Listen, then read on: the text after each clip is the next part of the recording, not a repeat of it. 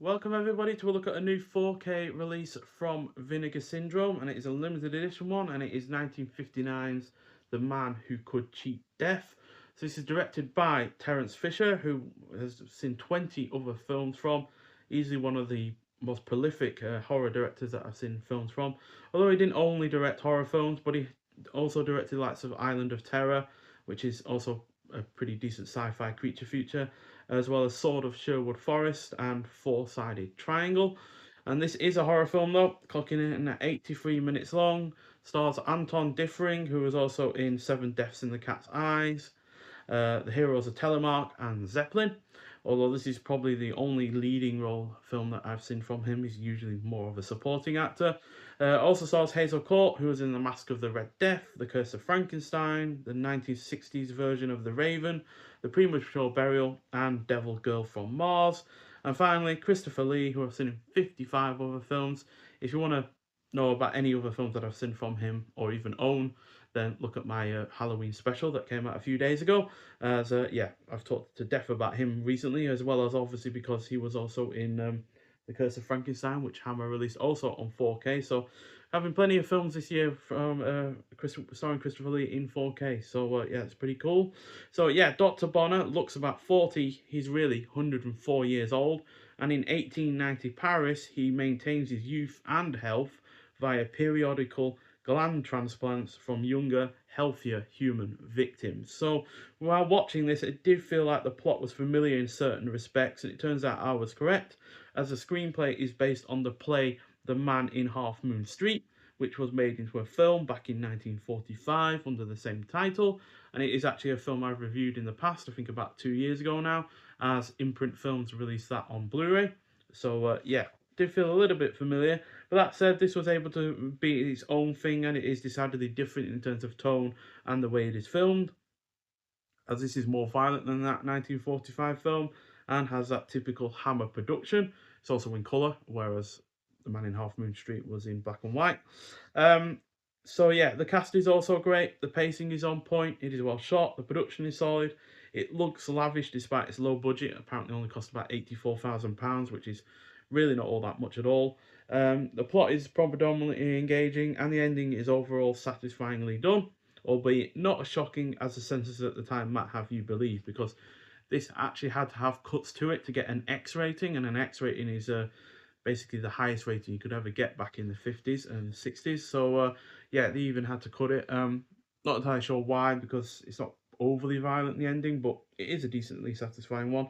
But yeah, I love this hard box that Vinegar Syndrome have done for this release, because as you can probably guess by the fact it's got that line down the middle, it separates so you can see what our guy really looks like. So it's not a Dr. Jekyll and Hyde story, despite the way that the hard box looks. But yeah, it's just a really good one regardless. And yeah, I really like it. And that follows through onto the reverse. And I've got the side. So yeah, really nice hard box as well. Does not feel like it's just going to fall apart at any moment. Um, the 4K case also comes in a slipcover with, again, which also has new artwork to it. And there's Christopher Lee looking quite dapper, to be honest. I don't think I've seen many films with him having facial hair, so yeah, looks pretty good. And we also have a book with this release as well.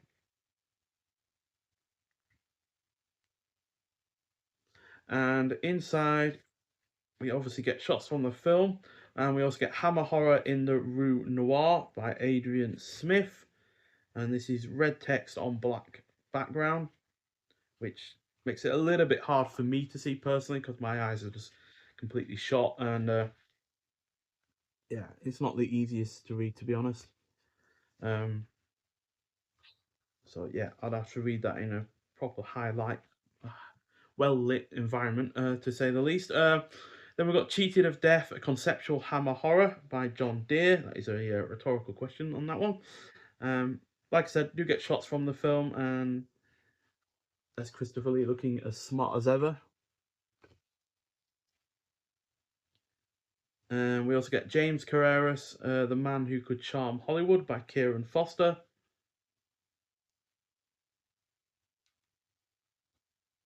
and then credits on the back for those who have worked on the restoration of this film. And then we have the case itself and the discs, 4K and Blu-ray disc included. Also have the reversible sleeve artwork, which again has the new artwork on it. And on the discs itself, we've got on the 4K disc at least, I got two 84-minute presentations of The Man Who Could Cheat Death. Not sure why I said 83, but I'm pretty sure it was 83 minutes when I'm watching it. I swear it said 123, an hour 23 exact, so I think they've overestimated it by a minute there. But regardless, you've got the uncensored version, which is basically the only version of this film on the actual disc itself, regardless of whether or not you watch the other version or not. The uncensored version is the uncensored version in terms of the way that it ends. But like I said, they originally had to cut it for the BBFC when it came to the ending. So regardless of which of the two versions you watch, you will get that more violent ending. But you also have the nude continental version. So that was basically a reshot scene at the time that they were making the film, so they shot the scene twice, but one version had Hazel Court covered up, and another version of the scene had her uncovered.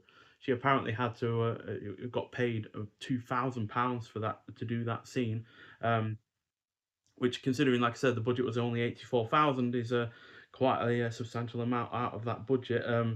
But you know, if you're going to get paid £2,000 just for 15-20 seconds of shot footage, then it's well worth it, I feel.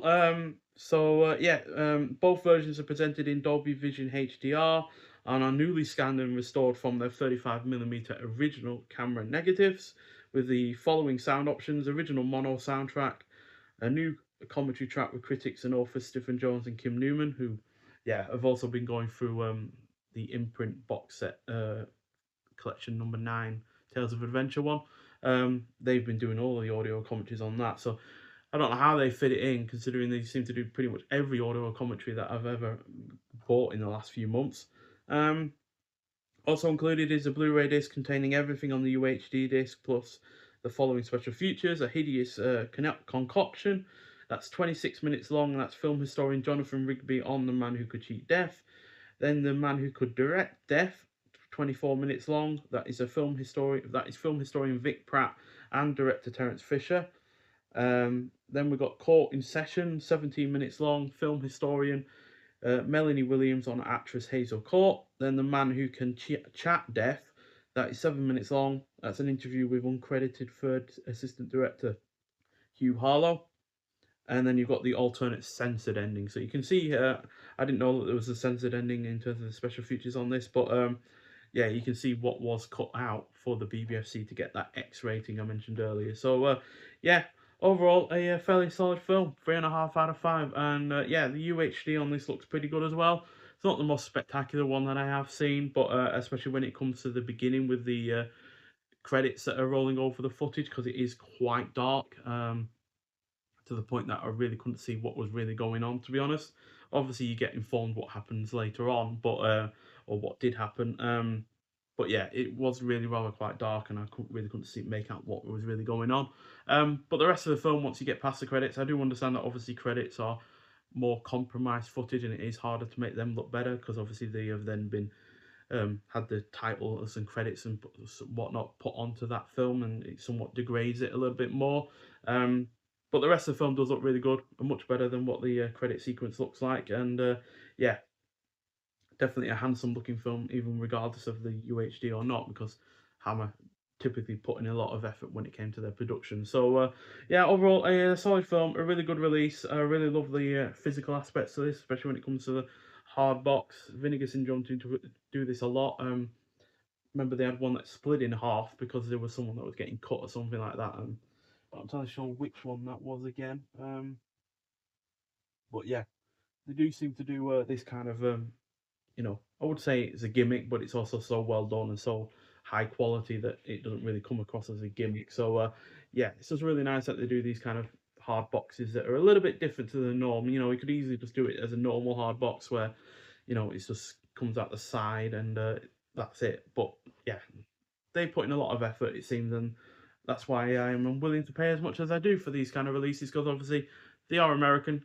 It does cost more to buy them from elsewhere in the world than it does in America. So yeah, these are costly, but well worth it, especially when I enjoy the films themselves. And it's just again nice to have another Hammer film on 4K. Whether or not they do a UK version of this, I don't know. They probably will, but I doubt that'll be much cheaper than this one.